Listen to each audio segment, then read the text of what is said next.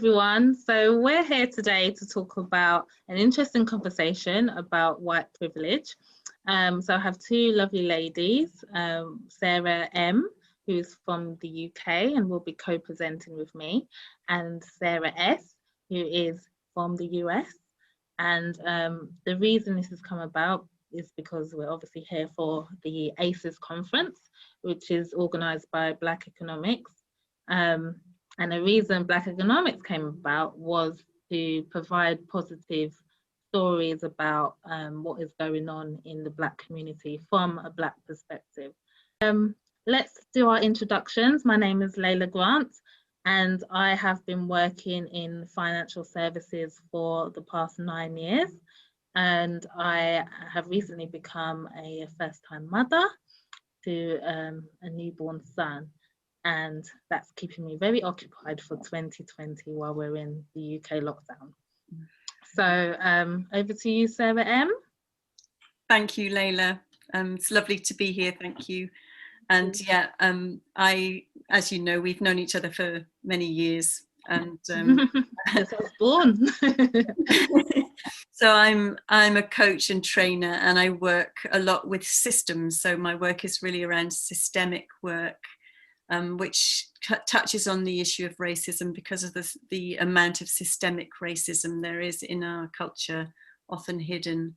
So I'm here to help with the co-presenting today, and I also know Sarah from America, who's with us also. Yeah, great. Sarah S, so tell us a bit about it. Thank you, Layla and Sarah.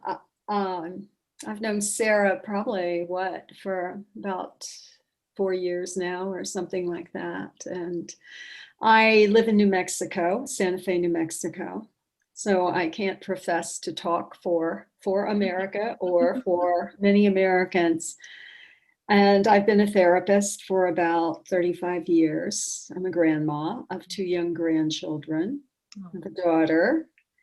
And I've been interested in racial justice it's been like layers, layer after layer after layer. I've been interested in racial justice for probably about 4 or 5 years now. And what else is important to tell you? I'm looking forward to this conversation, and I'm so glad to see both of you. And I just really want people to know that if there's anything that I say, Sarah and I have talked about this ahead of time, anything we say that feels inappropriate, we want to learn. And one of the reasons why I'm here is to learn. And I do not sit here as any kind of expert at all. I'm not a trainer in racial justice. And what I'd like us to do to start off, actually, because as a therapist, I feel like so much of this is about becoming aware of what's going on inside. I'd like us just to take a moment, just a few seconds, to feel our feet on the ground. These conversations can get tricky. Just to feel our feet on the ground and take a few breaths together.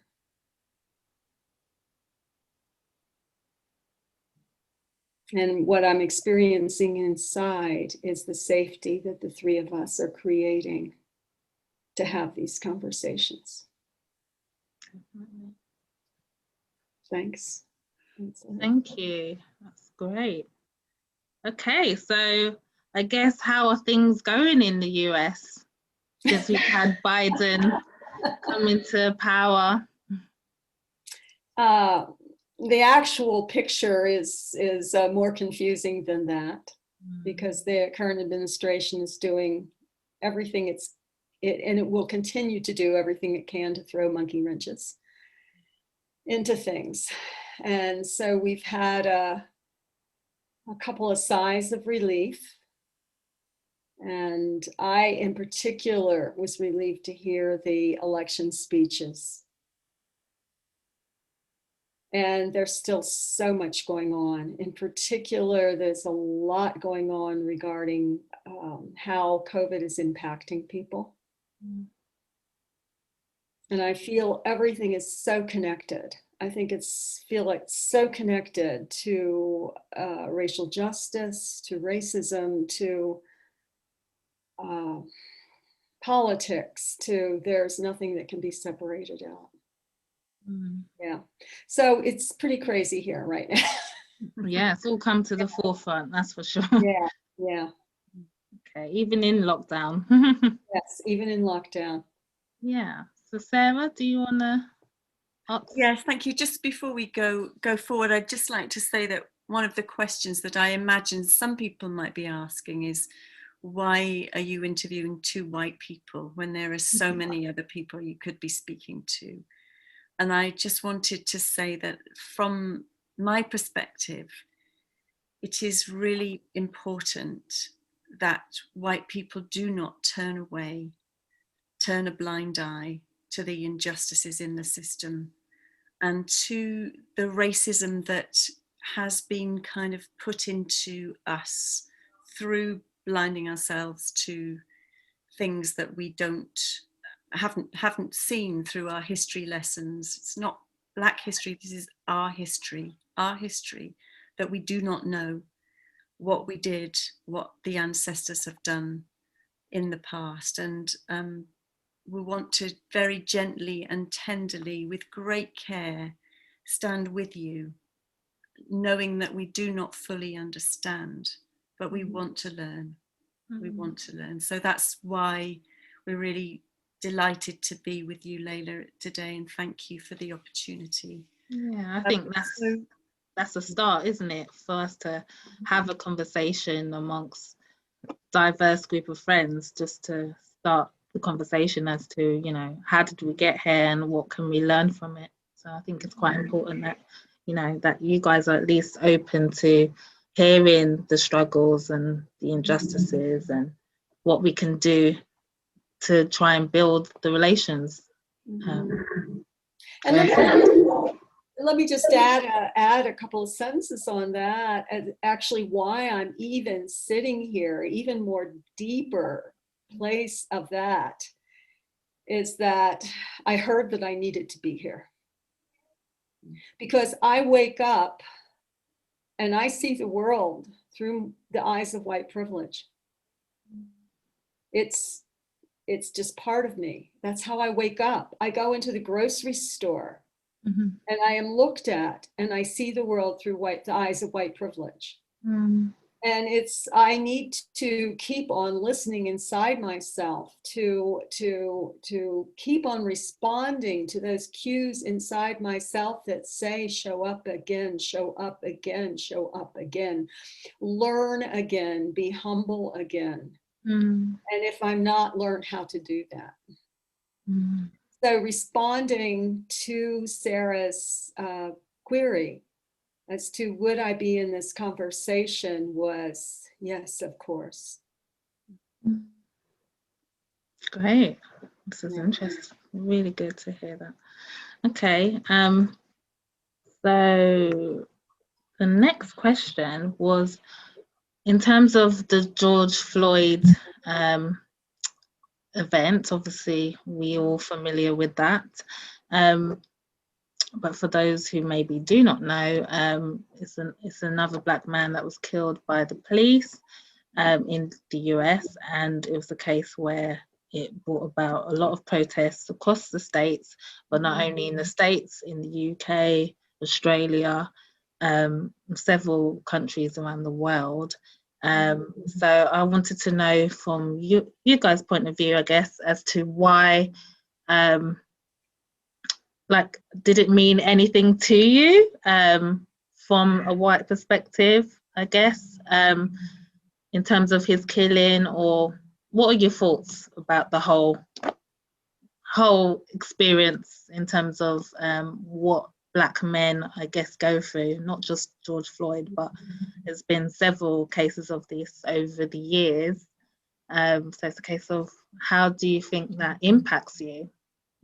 Yeah. It woke me up, took off another layer. That even though several years ago, I took a course with a woman by the name of, an American woman by the name of Patty Digg, who gives an excellent internet 1-month-long study program where one needs to probably spend 10 to 12 hours a week online, listening to interviews, reading history. And there's still more layers to be woken up. Mm. And even during the Ferguson riots, there was so much that I was numb to. I also really want to express gratitude for all those people who did march in the UK, in Europe, in other places in the world. And what was in American media was not a fraction of what was really happening. Oh, really? As far in a positive way, actually. I got my alumni magazine from the college I went to, the university I went to, which was a large university in Philadelphia. And there was a story in there about how all the hospital workers that were in that university complex, which are many, went to the stadium and knelt in honor of his passing and in making a statement of solidarity and peace. The whole stadium, this is during COVID, wearing masks. Can you imagine it took them all day to get into that stadium and all day, and half the day to get in and half the day to get out for those pictures? Mm-hmm. But there were so many demonstrations that never met the media. And so what much of the American public heard was about the looting and about the understandable anger. Yeah. When in fact, the cause is someone died and it's videoed, really. And I think part of the story was that the fact that it was being spread on social media, did that desensitize the fact that a man just died? Yes. And regardless of, he did commit a crime, but, proven innocent until proven guilty, right? But it's a case of, well, could people empathize? Or was it a case of, well, it's all over the media, and they don't really understand that actually, the gravitas of someone actually died, basically, which is a big thing. It woke up many people, and also many people felt fear. And in fear, the nervous system closes down. And in fear, the nervous system has fewer options to make choices and to listen and to understand. So do you think people were fearful that there would be a rebellious attack, I guess, against the police, or?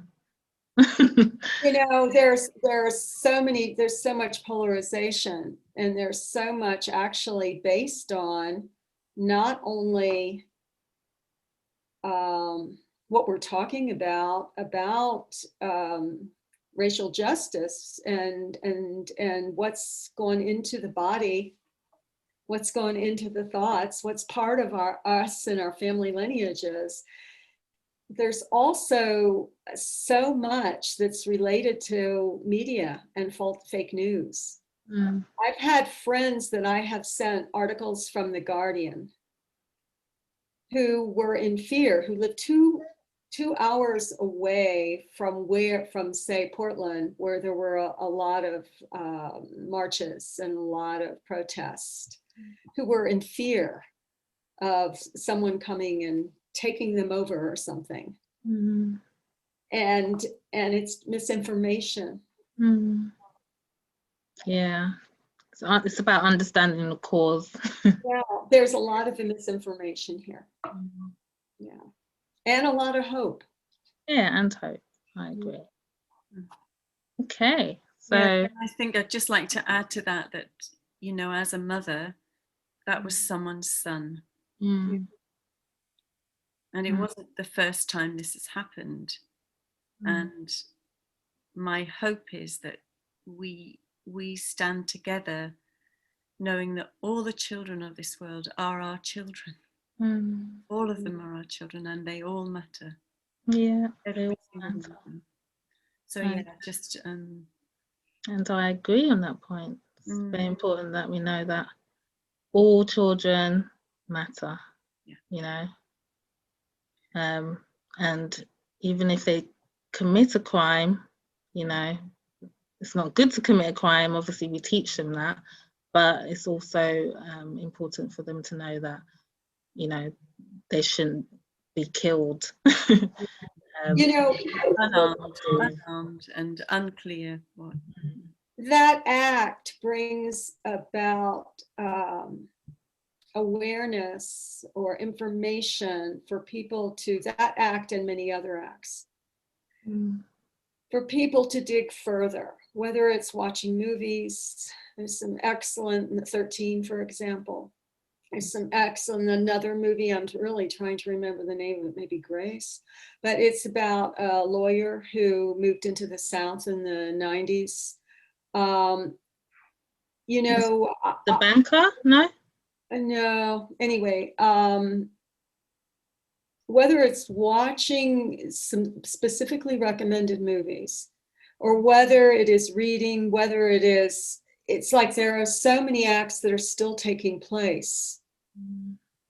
There are like over 1,500 lynchings of African Americans in the United States between maybe it's 1879 and 1965.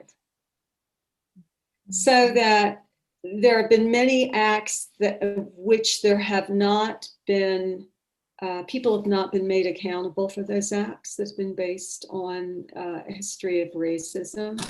And so there is a waking up process to the fact that that's still going on. Yeah. Yes, and that people are not necessarily being brought to justice. Yeah. Okay. So I wanted to touch more on what is white privilege to you? It's exactly what I was saying about every time I wake up. I look at the world through the eyes of what I was born into. I was raised in a small town of 3,000 in Pennsylvania that at that time had no residents of color. And so that, and I took on whatever my parents' nervous systems and lineage had taken on. No. I'm reading right now a book about the real racial history of the state I live in. And it is so eye-opening how the opinions of white men who are separated from themselves, their hearts, really determined how history is written, how we look at the world, how wars are waged, how women are regarded, how and what white means. The whole history of my state is based on what it means to be white. And then so how cultures have then taken that to really vie against themselves. Yeah. I can walk into a store and not be followed around. I don't have to tell my grandsons to please be careful when they go out. I don't have to tell my grandsons to look nice and dress well if they go to the park or store.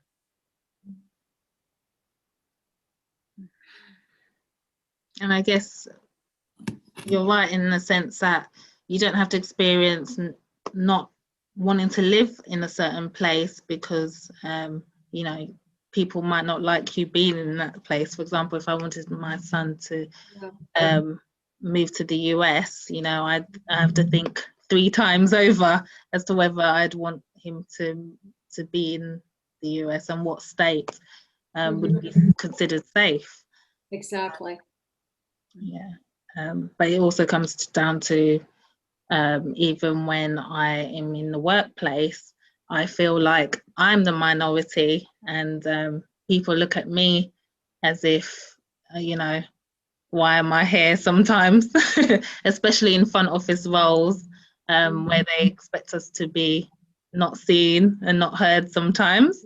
So they expect us to be more in the back office or middle office role. So, you know, those kind of situations, even though I'm quite sociable, I know for a fact that if I was a white male, I would be in better positions sometimes in workplace. So I can understand from my Black perspective how white privilege affects us as Black people. Sarah M, do you have if I go into a shop, I can see representations of myself on greetings cards. I can see hair products that are made for me, but it's actually much deeper than that. I know that I have a backup, and it's actually a financial backup. So there's something about Black people being set free, that it's like sending them out from prison. They've been wrongly imprisoned, and you send them out from prison, and you don't even give them the bus fare to get home. And there is no home to go to. They were given no lands. There was nothing that made things equal, even though freedom came. And I know from dreams that I've had that some of the money that I have has been gotten off the back of your people. And one of the things that I got in my dream was that money needs to come back to you. So it's not charity, it's not feeling sorry for you, it's not anything like that. This is ill-gotten money that needs to come back to the right place. So it's something around, you can't make money unless you've got money. And so there's something about reparation, which is still a conversation that needs to be had, and that's individually, but also systemically. There is until there is justice, we will not have peace. And we need to find a way to begin to restore balance for us all. And I think one of the things that Sarah said, and I'm sure, Sarah, you'll speak more to this, but my well-being depends on the well-being of the whole. So it's not that I'm trying to help you. My healing journey is about healing for the whole. Wow. And I cannot be whole if you're not with me. I cannot be whole if you're not with me. Wow. And it's not just that, you know, what are we missing by not having you alongside us? You know, all the beauty, all the, you know, the incredibleness of you as an individual and your son and your family. And we want you, we need you. And at the moment, you're not invited to the table. And that's not okay by me. Yeah, Okay. I guess, yeah, we need more people like you to come forward and, you know, say that we're here for you. And I think there is a lot more, especially since George Floyd, that are with us as allies. But I definitely feel like sometimes within the workplace, it's still a lot to be done, and within government, still a lot to be done. And you know, there's so much that I have to learn.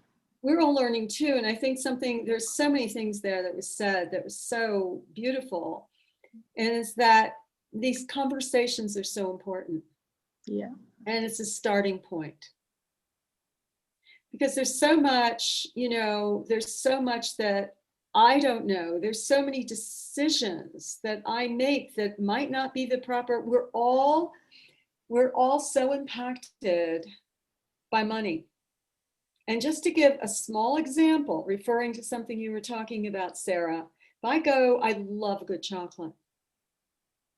And if the fair trade chocolate bar is on sale, I will choose that over the other one that's on sale. But if there is a really good, high quality chocolate bar that's on sale, that's not fair trade, I might buy that. Now, am I buying child labor? That's a very small example. But by that choice, am I buying child labor? And it's almost impossible in our cultures, of whiteness. It's almost impossible not to, and especially when money and COVID and all those things are concerned. And I'm talking way beyond chocolate bars.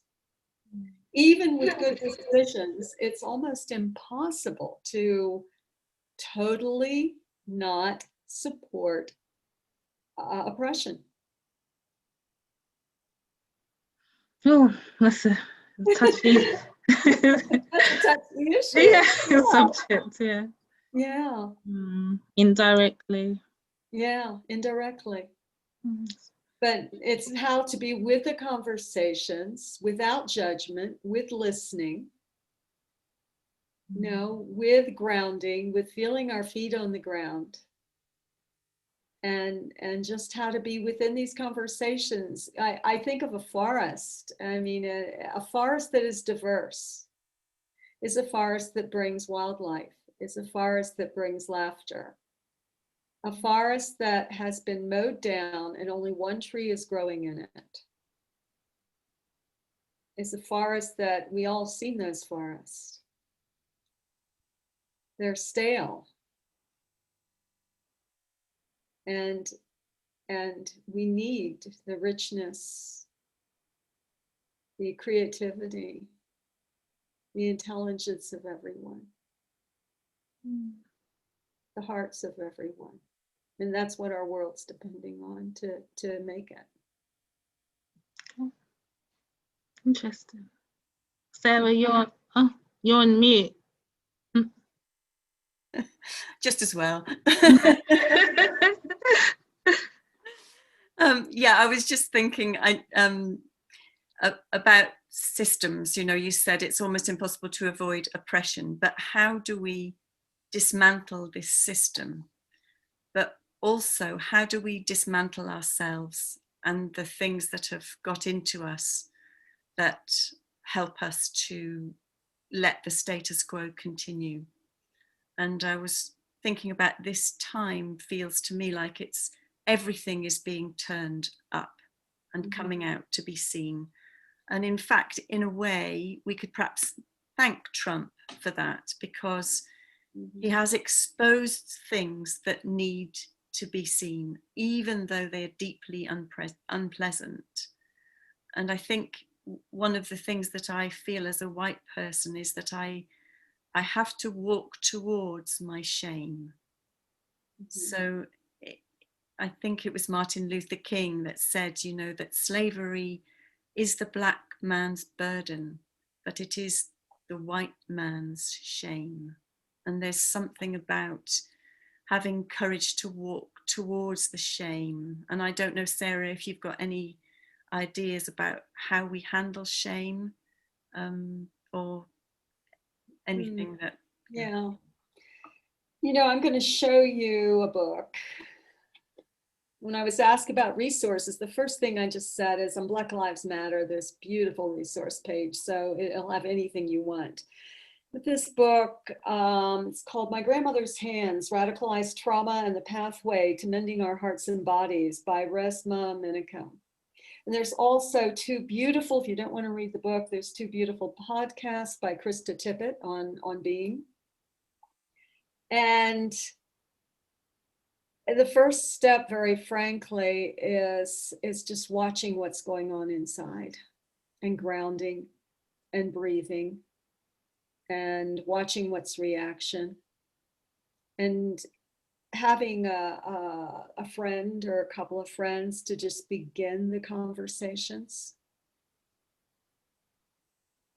And very, very frankly, I want to put my hand on my heart. Holding ourselves tenderly when discomfort comes up. And that it's possible to be present with discomfort, with gentleness, support, and grounding. And just being aware of